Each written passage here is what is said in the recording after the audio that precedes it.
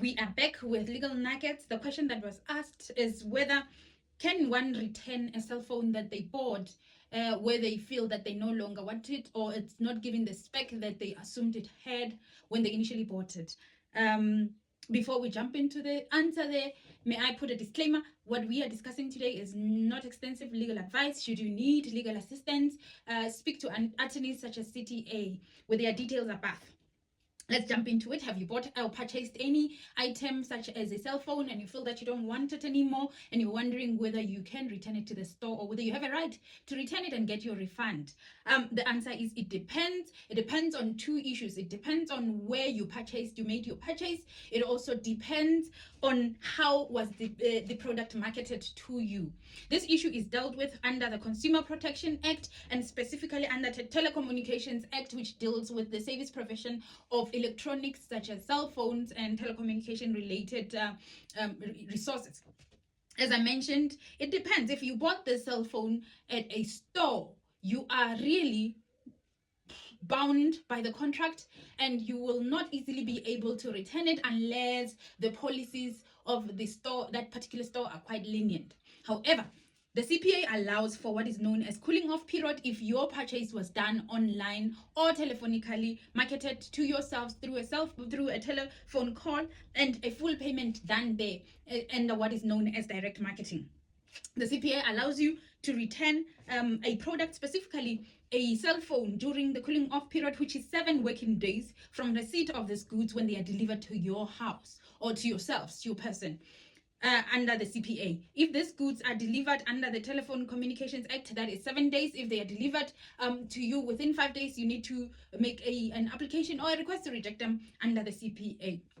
How do you do this? You literally just take the whole packaging of your cell phone, you approach the store or the head office of the service provider and inform them that I want to exercise my cooling off period, which was within the 7 days period of my purchase. You must ensure that the product was not used, the product is still original, the product is sealed, and the product does not have any breakage or tear.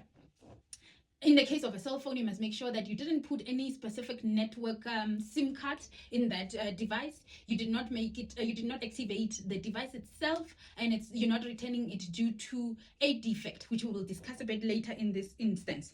As I mentioned earlier, that this cooling off period is not allowed if the purchase was made in store, and the principle is that you had an opportunity in store to inspect fully and to have an understanding of what you are purchasing. So may I just advise there that when you are making an in-store purchase, be sure that you tick and you ask all the relevant questions in respect to the spec of this product that you're buying, so that when you get home with the product, you don't now discover that it is not what you were looking for, because cooling off will not really be allowed in that instance. Well, some stores have a very lenient, as I mentioned, policy with respect to returns in that instance. So try your luck. However, if you have now opened this device, you have started trying to use it and you realize, nah, this device looks defective.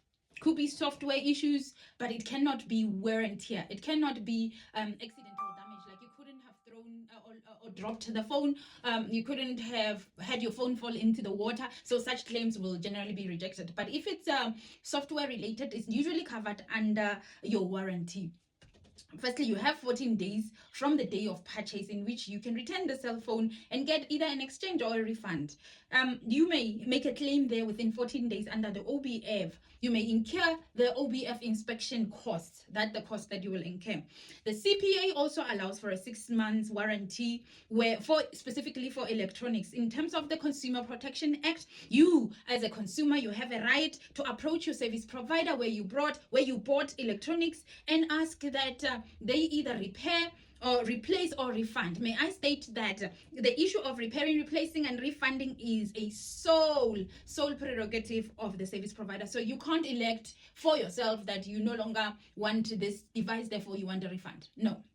That's not how it works. It'll be the service provider informing you of the options that they have and what they are seemingly or seeing as a best option. In this regard, they would have taken your device, they would have submitted it for repair. If they are failing, they will try and replace your device. If they don't have the similar device, they will then give you a refund.